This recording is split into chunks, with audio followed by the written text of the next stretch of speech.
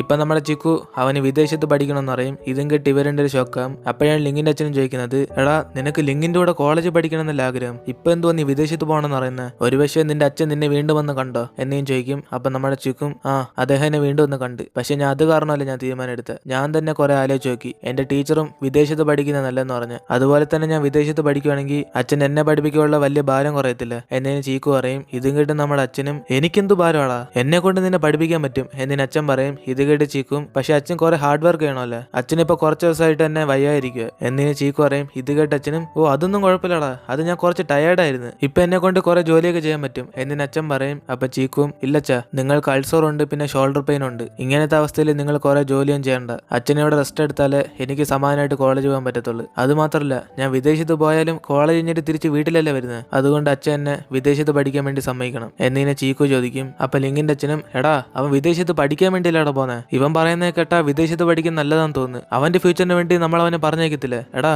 നീ എന്നോട് ഒന്നും സംസാരിക്കാതിരിക്കുന്നത്, അവൻ നിന്റെ ഉത്തരത്തിന് വേണ്ടി വെയിറ്റ് ചെയ്തിരിക്കുക.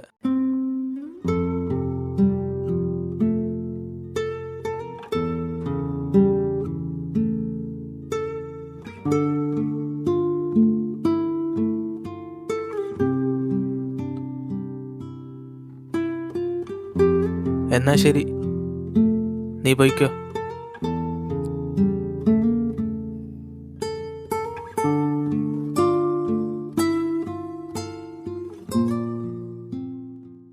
ഇതും കേട്ട് നമ്മുടെ ചീക്കുവും കരയും. അങ്ങനെ അതേസമയം നമ്മുടെ ജിജിയൻ ഇവരുടെ ഒരു കോളേജ് പോകുന്നുണ്ട്, ഇവർക്ക് രണ്ടുപേർക്ക് പുതിയ ഷൂ ഇങ്ങനെ വാങ്ങിച്ചു വയ്ക്കും. അതിനുശേഷം അവളും പോയി നമ്മുടെ ചീക്കുവിനെ വിളിക്കും. അതേ സമയത്താണ് നമ്മുടെ അച്ഛൻ അവിടെ വന്നിട്ട്, ശരി മോളെ ഞാൻ കട വരുന്നു പോട്ട് എന്നതിന് അച്ഛൻ ഇങ്ങനെ പോകാൻ നോക്കും. അപ്പോഴാണ് നമ്മുടെ ചീക്കു ഡോർ ഇറക്കുന്നത്. അപ്പൊ നമ്മുടെ അച്ഛനും ചീക്കുവിനെ കണ്ട ഉടനെ, നിങ്ങൾ രണ്ടുപേരും കഴിക്കാൻ വേണമെങ്കിൽ കടയിൽ ചെന്ന് വാങ്ങിച്ചാൽ മതി, ഞാൻ പോവാ എന്നതിന് അച്ഛൻ ചീക്കുവിനെ മൈൻഡ് ചെയ്യാതെ ഇങ്ങനെ പോകാൻ നോക്കും. അപ്പൊ ജിജിയൻ ഇത് മനസ്സിലായിട്ട്, അച്ഛാ നിങ്ങൾ തമ്മിൽ എന്തോ പ്രശ്നം എന്ന് ജിജിയൻ ചോദിക്കും. അപ്പൊ നമ്മുടെ അച്ഛനും, അത് നീ ചീക്കുവിനോട് ചോദിക്കും, അല്ലെങ്കിൽ ലിങ് തിരിച്ച് വീട്ടിൽ ശേഷം നിങ്ങൾ മൂന്നുപേരും കൂടെ സംസാരിക്കും എന്നതിന് അച്ഛൻ പറയും. അപ്പോഴാണ് നമ്മുടെ ജിജിയനും, ഇതിനെ കുറിച്ച് അച്ഛാ, ലിങ്ങിന്റെ ബർത്ത്ഡേ കുറിച്ചാണോ എന്നതിന് അവള് ചോദിക്കും. അപ്പൊ അച്ഛനും, ഇതിനെ കുറിച്ചെങ്കിലൊക്കെ സംസാരിക്കും എന്നതിന് അച്ഛനും പറഞ്ഞിട്ട് അവിടെ നിന്ന് പോകും. ഇപ്പൊ നമ്മുടെ ലിങ്ങിന്റെ ബർത്ത്ഡേ ആഘോഷിക്കാൻ പറ്റാതെ അവൻ ഇപ്പൊ ഹോസ്പിറ്റലിൽ ഇരിക്കുവാണ്. അപ്പൊ അവന്റെ അച്ഛനും ജിജിയന്റെ അച്ഛനും പിന്നെ നമ്മുടെ ചീക്കു, ജിജിയൻ ഇവരെല്ലാരും കൂടെ ഇങ്ങനെ ഹാപ്പി ബർത്ത്ഡേ എന്ന് പറഞ്ഞ് മെസ്സേജ് ഇട്ടേക്കും. ഇതൊക്കെ കണ്ട് നമ്മുടെ ലിങ് ഇങ്ങനെ സന്തോഷപ്പെടും. അപ്പോഴാണ് അവന്റെ അങ്കിളും വന്നിട്ട്, നിന്റെ അമ്മ ഇങ്ങനെ സീരിയസ് ആയിട്ട് കിടക്കുമ്പോൾ നിനക്കെന്തോടെ ചിരി, എന്തായാലും നിന്റെ അമ്മയെ നോക്കാൻ നീ ഇവിടുത്തെ ഒരു കോളേജ് അഡ്മിഷൻ എടുത്താൽ മതി, നിനക്ക് സെപ്റ്റംബറിനല്ല ക്ലാസ് തുടങ്ങുന്നത്, നീ കോളേജിൽ പോകുമ്പോൾ നിന്റെ അമ്മയെ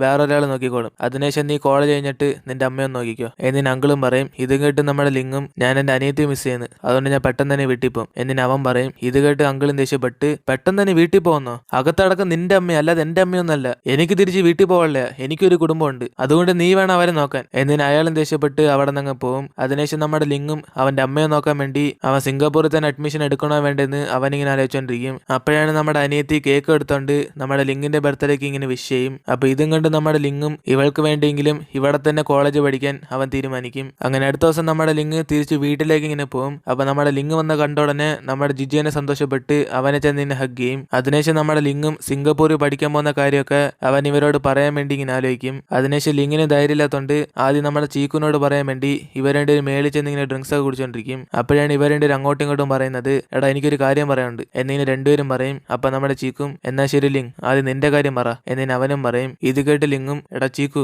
എന്റെ അമ്മ ഇപ്പൊ ഹോസ്പിറ്റലിലായതുകൊണ്ട് ഞാൻ അവരെ നോക്കാൻ വേണ്ടി ഞാൻ അവിടെ തന്നെ പോയി പഠിക്കാൻ പോവാ എന്നിങ്ങനെ ലിങ് പറയും. ഇത് കേട്ട് ചീക്കും, നിന്റെ അമ്മ നിന്നെ വേണ്ടെന്ന് പറഞ്ഞിട്ട് പോയതല്ല, പിന്നെന്തിനാ നീ അവരെ നോക്കുന്നത്, അവരുടെ മോളല്ലേ നിന്റെ അനിയത്തി, ജിജിയനെ നിന്റെ അനിയത്തി, നിനക്കെന്തോടെ വട്ടാണോ എന്നിങ്ങനെ ചീക്കു ഇങ്ങനെ ദേഷ്യപ്പെട്ട് ചോദിക്കും. അപ്പൊ ലിങ്ങും, ചീക്കു ഞാൻ പോയതിനു ശേഷം നീ വേണം ജിജിയനെ നല്ലോണം നോക്കാൻ,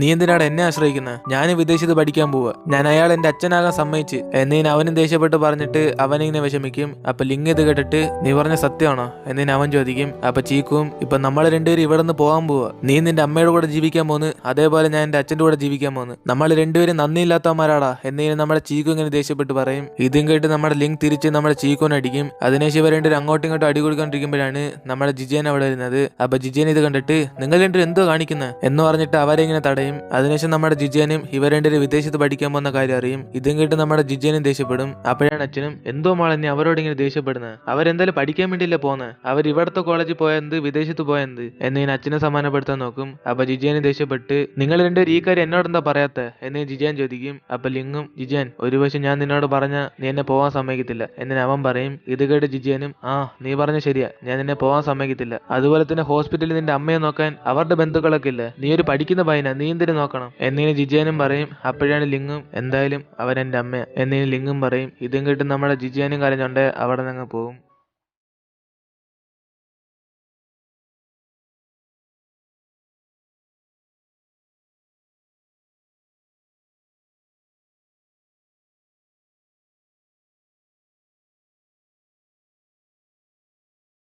അങ്ങനെ അന്ന് രാത്രി നമ്മുടെ ജിജേന്റെ അച്ഛൻ ഇങ്ങനെ പുറത്തു വരുമ്പോഴാണ് നമ്മുടെ ചീക്കു ഒറ്റയ്ക്ക് അവനിങ്ങനെ വിഷമിച്ചോണ്ടിരിക്കും. ഇത് കണ്ട് അച്ഛനും ഓ ചീക്കു നീ എന്തോടെ ഇവിടെ ഒറ്റയ്ക്ക് ഇരിക്കുന്നത് എന്ന് പറഞ്ഞിട്ട് അവനെ ഇരുത്തി ഇങ്ങനെ സംസാരിക്കും. അപ്പോഴാണ് ചീക്കുവും ചോദിക്കുന്നത് അച്ഛാ ഞാൻ വിദേശത്ത് പോകുന്നതുകൊണ്ട് അച്ഛന് വിഷമമില്ല എന്നെയും ചോദിക്കും. അപ്പൊ അച്ഛനും എനിക്കൊന്നും വിഷമില്ലടാ, നീ പഠിക്കാൻ വേണ്ടിയല്ലേ പോകുന്നത്, നീ പഠിച്ചിറങ്ങിയിട്ട് ഒരു തവണയെങ്കിലും നീ തിരിച്ചിങ്ങോട്ട് വരണേ എന്നിന് അച്ഛൻ പറയും. ഇതും കേട്ട് നമ്മുടെ ചീക്കു ഇങ്ങനെ കരയും.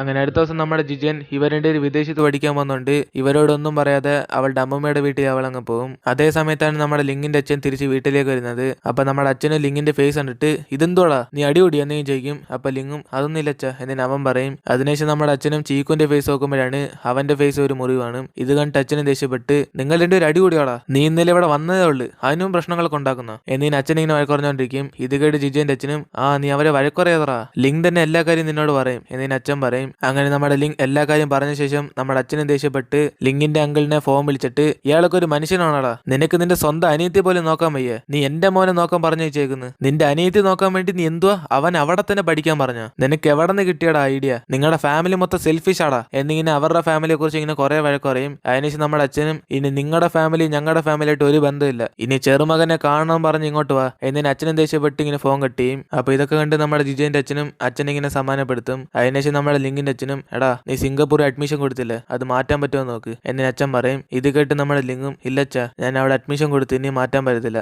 എന്നിന് അവൻ പറയും. ഇതും കേട്ട് നമ്മുടെ അച്ഛൻ ദേഷ്യപ്പെട്ട് നിന്നോട് ആരാടാ പറഞ്ഞ അവിടെ അഡ്മിഷൻ ഇടാൻ, ഇത്രയും വലിയ കാര്യങ്ങളൊക്കെ നടന്നിട്ട് നീ എന്നോട് ഒരു വാക്ക് പറഞ്ഞു, നീ പഠിക്കാൻ പോകുന്ന ഇവിടെ അടുത്തൊന്നുമില്ല വിദേശത്താ, നിനക്ക് എന്നോടെങ്കിലും ഒന്ന് ചോദിച്ചോടായിരുന്നോ എന്നിന് അച്ഛനും ദേഷ്യപ്പെടും. അപ്പൊ നമ്മുടെ ജിജന്റെ അച്ഛനും എടാ നീ എന്തിനാടാ അവരോട് വഴക്കുണ്ടാക്കുന്നത് എന്നിന് അച്ഛൻ സമാധാനപ്പെടുത്തും. അപ്പൊ ലിങ്കിന്റെ അച്ഛനും എടാ നീയാണ് ഇതിനെല്ലാം കാരണം, നീ ഇത്രയും പ്രശ്നങ്ങളൊക്കെ നടന്നിട്ട് നീ എന്നോടൊരു കാര്യം പറഞ്ഞ, നീ അവരെ വശലാക്കുന്നത് എന്നിന് അച്ഛൻ ദേഷ്യപ്പെടും. അപ്പൊ ജിജന്റെ അച്ഛനും ഇപ്പൊ ദേഷ്യപ്പെട്ട് എന്തുവാണ് നിന്നെ കിട്ടാൻ പോന്നെ, എന്തായാലും എല്ലാം ഇപ്പൊ നടന്നു കഴിഞ്ഞില്ലേ, നീ നോക്ക് നിന്റെ മോൻ ഇപ്പൊ വിഷമിച്ചിരിക്കുക എന്നിന് അച്ഛൻ പറയും. അങ്ങനെ അതിനുശേഷം നമ്മുടെ ലിങ്ങും ചീക്കും കൂടെ വിദേശത്ത് പോകാൻ വേണ്ടി ഇവരുടെ ഡ്രസ്സും ബുക്കൊക്കെ ഇങ്ങനെ പാക്ക് ചെയ്തോണ്ടിരിക്കും. അപ്പോഴാണ് ഇവർ രണ്ടുപേരും നമ്മുടെ ജിജൻ ഇവർക്ക് വേണ്ടി വാങ്ങിച്ച ഷൂ ആണുന്നത്. അപ്പൊ ലിങ്ങും തുറന്നു നോക്കുമ്പോൾ അതിനകത്ത് ഹാപ്പി ബർത്ത്ഡേ എന്ന് പറഞ്ഞ് അവളിങ്ങനെ എഴുതേക്കും. അതേസമയം നമ്മുടെ ചീക്കും തുറന്നു നോക്കുമ്പോൾ എടാ ചീക്കു എന്റെ അഴുക്ക് പിടിച്ച സോക്സ് നീ അല്ലടാ കഴിവുന്ന, എപ്പോഴും എനിക്ക് പോലും തൊടാൻ പറ്റത്തില്ല, ഇനി നീ കോളേജിൽ പോയി ആരാടാ അത് കഴിവുന്നത്, അതുകൊണ്ട് നീ പെട്ടെന്ന് തന്നെ തിരിച്ചോ എന്നതിന് അവള് നമ്മുടെ ചീക്കുവിന് വേണ്ടി ഇങ്ങനെ എഴുതിയിട്ടേക്കും. ഇതും കണ്ട് ഇവർ രണ്ടുപേരും ഇങ്ങനെ വിഷമിക്കും.